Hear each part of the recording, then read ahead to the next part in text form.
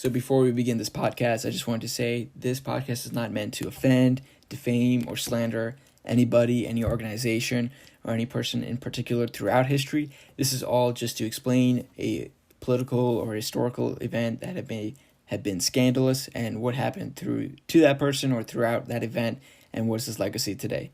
That's all. Thank you. Hope you are all doing well, all things considered.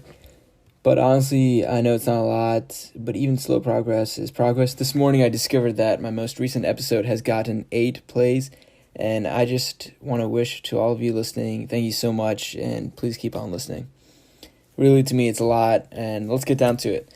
It's still a big business today, providing sermons and preaching on the television. Nowadays, people have their own YouTube channels and podcasts, and they still have some television channels out there devoted to different people preaching.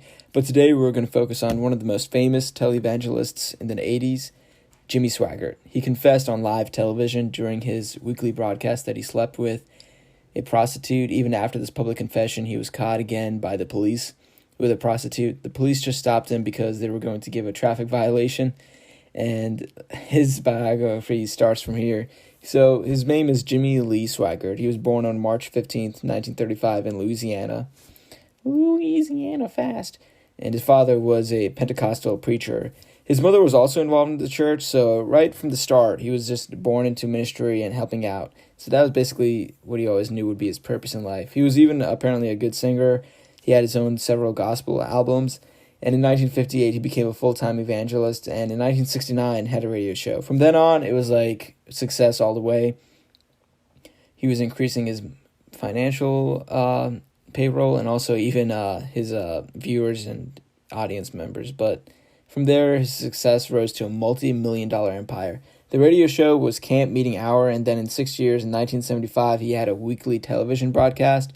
The show would feature gospel music and Jimmy Swaggart preaching. Swaggart. What a last name to have. He had no swag at the end of the day. Zinger. The show was a hit, and by the mid-1980s, around 2 million households would watch Jimmy Swaggart. There were other televangelists around this time, and this was competition. Competitors such as Jim Bakker and Marvin Gorman. You probably have heard of Jim Bakker before. But Jimmy Swaggart will publicly accuse these men of sexual misconduct, such as cheating on their wives and others, different accusations. He may have made up these rumors just to cast doubt on their reputation, eventually with his show gathering more views than theirs, but it did create some enemies. Now, Marvin Gorman got a hold of photographs of Swaggart at the Baton Rouge Motel with a local prostitute, and on February 1988, by the time Jimmy Swaggart, his audience was like probably 7,000. Also, he was reaching at least $500,000 a week at this time. So he was very high up and one of the most successful he had been in entire his life. And February 1998, once those pictures had been sent to the public and he was preaching before his confession, he thanked his son and his wife, and next he just began to cry and stated, quote, "I have sinned against you, my Lord, and I would ask that your precious blood would wash and cleanse every stain until it is in the seas of God's forgetfulness, never to be remembered," unquote. His punishment was suspension for 3 months by the Louisiana Presbytery of the Assemblies of God. The suspension was then made into 2 years, and also the Assemblies of God then took away his ministerial license. Swaggart did not want any person... Swaggart didn't what any person would do. He then created his own ministries, Jimmy Swaggart Ministries and Sun Life Broadcasting Network. And then only 3 years later, in 1991, in the month of October... Wow, so basically just 29-year anniversary. California police stopped his car because of a traffic violation. That's the only reason they stopped him, and they found a prostitute in his car. And this is weird because many people say his confession was fake, specifically the tears. But now when you hear this, it just makes it sound that it was fake and that he didn't really care about it and he was just trying to get more sympathy than really express his confession. But follow our Instagram page, Scandals of History, and leave a comment on one of our posts, and you can even tell me what podcast to do next and also what you think of Swaggart, if it was a fake confession or not. But please follow our Insta page and let us know more. Thank you. The prostitute was in the car, and when Swaggart was asked about the incident, according to Wikipedia, he told the Family Worship Center, "The Lord told me it's flat. None of your business."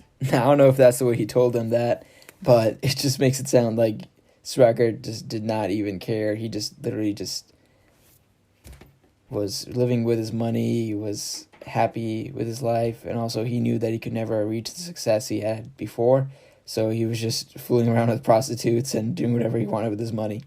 His son Donnie made the announcement that his father would be stepping down as the head of Jimmy Swaggart Ministries.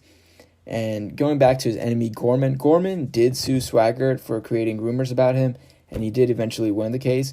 Also, Swaggart still preaches and conducts his business today. The ownership has been passed down to his son Donnie. He has made kind of a comeback with his Sun Life radio network, a national radio station. It's also on the internet, so it has reached international viewers. And his company has a magazine, The Evangelists. And in 2009, he had gone back on TV with Sun Life Broadcasting Network. So this guy really, it sounds like he was, I don't even want to say a good person. And I'm not trying to defame him or even slander his name. Really, again, this podcast is just talking about historical events and scandalous events of people that happened throughout history. And basically, it was one of the biggest religious scandals in the country at the time. But when you see a person reach this level and then he makes this mistake and making confession, and then only 3 years later, just 3 years, he's with another prostitute making the same mistake, it just makes it sound that he just wanted sympathy, and that's why he just wanted to keep his success. And at the end of the day, I think this guy, he probably is still fooling around prostitutes. Who knows? But I'm not saying that, but, it just sounds like it. Anyway, thank you for listening to Scandals of History. Please follow our Instagram page, and please follow our YouTube channel, Constituted. Thank you, and have a great day.